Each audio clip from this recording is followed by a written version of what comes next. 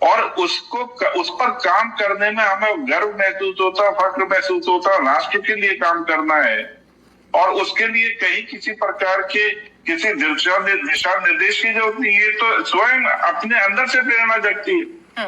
तो हमने कहीं किसी प्रकार से किसी भी शाखा पर इस प्रकार की जो है ना जातीय भेदभाव नहीं दिखते हैं। आज वर्तमान में समाजवादी पार्टी और कांग्रेस ने जिस तरीके से समाज में जातिवाद का जो जहर घोला है, उसके लिए केवल कांग्रेस और समाजवादी पार्टी जिम्मेवार है।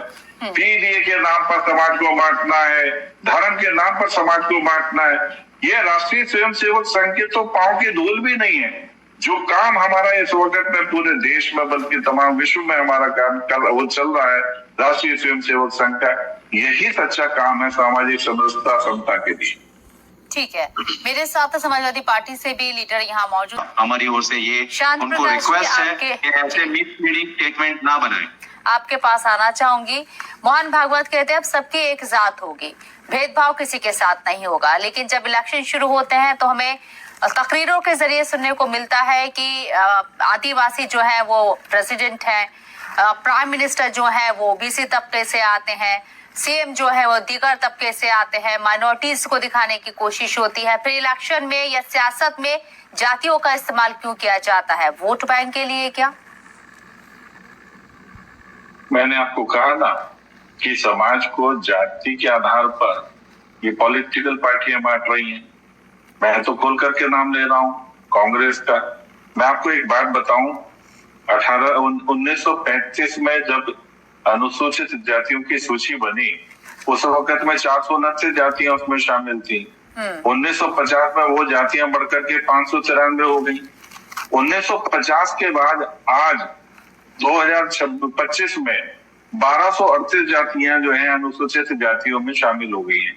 594 जातियां जब भारत का संविधान बना 1950 में जो जातियां लागू हुई, 594 से 1238 जो जातियां हैं ये कांग्रेस के शासन में बढ़ी, क्योंकि ये वोट बैंक में तब्दील होने से ये भाई तुम्हें मैं शेड्यूल कास्ट बना देता हूं, तुम रिजर्वेशन का बेनिफिट लो और मुझे वोट करो। इस प्रकार का जो नैरेटिव रहा है कांग्रेस का, इसलिए 594 से वो जातियां शेड्यूल कास्ट जातियां जो है 1238 हो चुकी हैं।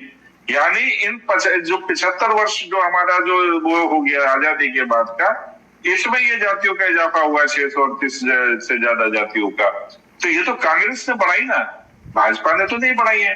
तो अब आप इसी से अंदाजा लगा लो, ठीक इसी तरीके से शेड्यूल ट्राइब की आबादी इन्होंने बढ़ाए, जो सूची में जो है जातियों को इजाफा किया।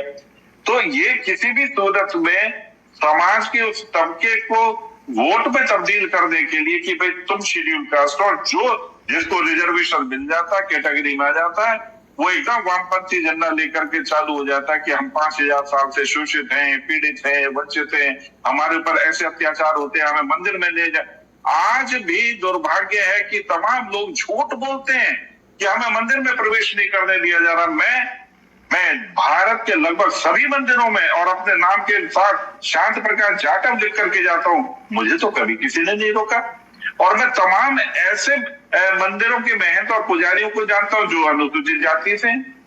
तो ऐसे में, और ये जो अखाड़ा जूना अखाड़ा जो है उसमें तमाम महंत जो है वो अनुसूचित जाति से हैं। तो इस प्रकार का एक झूठ का नैरेटिव कि यहाँ पर जातिवाद है, जातिवाद है। इसी कारण से मोहन भागवत जी ने कहा कि हम राष्ट्रीय स्वयंसेवक संघ जिस फिलॉसफी पे काम कर रहा है, अभी कांग्रेस के हमारे अधिवक्ता बोल रहे, जो प्रवक्ता बोल रहे हैं, वो समझ नहीं पाए।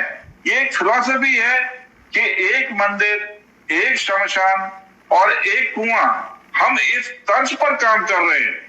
अरे भैया, अगर हम ये कॉमन, ये तीनों चीजों को कॉमन रखेंगे तो स्वाभाविक बात है समाज के बीच में हमारी एक सद्भाव रहेगा, समानता। वेलकम करने लायक है। उन्होंने जो यहाँ पर एक बात कही है, एक नजरिया रखा है, लेकिन ये सच्चाई से, जमीनी सतह से इसलिए दूर न। शांत प्रकाश जी, आपका रिएक्शन।